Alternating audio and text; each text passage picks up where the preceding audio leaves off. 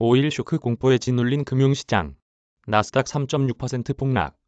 러시아의 우크라이나 침공에 따른 국제유가 급등세가 전세계 금융시장의 변동성을 극대화했다.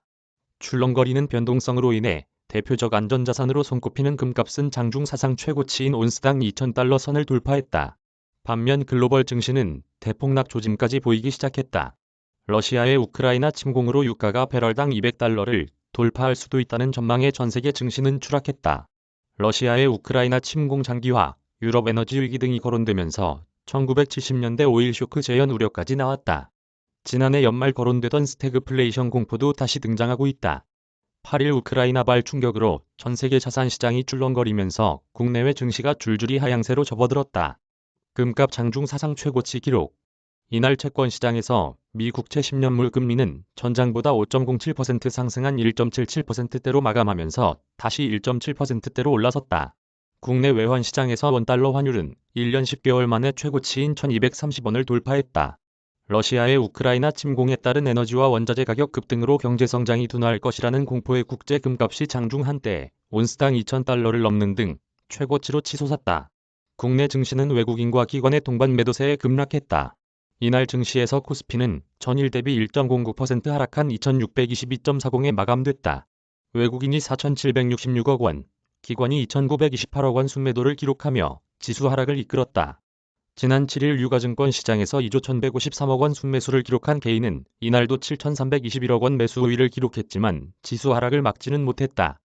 코스닥 지수는 전일 대비 11.40p 하락한 870.14에 거래됐다.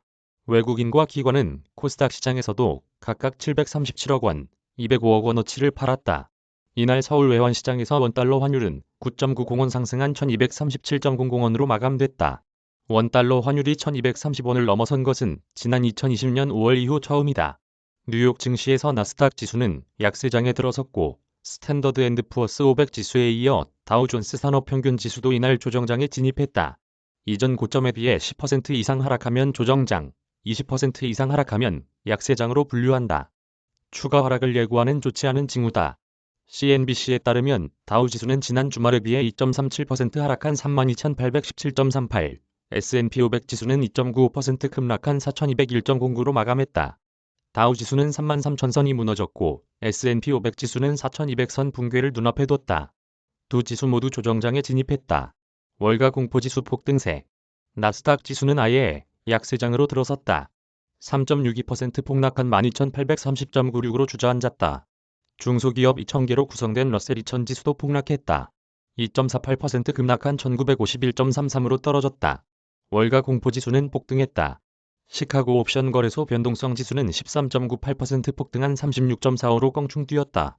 러시아의 우크라이나 침공 12일째를 맞은 이날 투자 심리는 좋지 않았다. 이 때문에 산업과 소재 업종은 각각 2.69%, 3.43% 급락했고 부실대출 증가 우려로 금융업종도 3.66% 떨어졌다. 기술업종은 3.7%, 통신서비스 업종은 3.74% 하락했다. 중국과 일본 증시도 일제히 하락세를 기록했다. 상하이 종합지수와 선전성분지수는 전일 대비 2%대 하락세를 보였다. 창업반지수도 1.55% 하락했다. 일본의 니케이 225지수는 전일 대비 1.71% 하락했다. 1년 4개월 만에 가장 낮은 수준이다. 일본 니케이 평균 주가는 유가 고공행진 충격에 25,000엔 선이 붕괴됐다. 노무라 증권은 브렌트유를 기준으로 배럴당 160달러가 1년간 지속될 경우 일본 국내 총생산이 0.6% 하락하고 니케이 평균 주가가 22,000엔대로 낙하할 수 있다고 전망했다.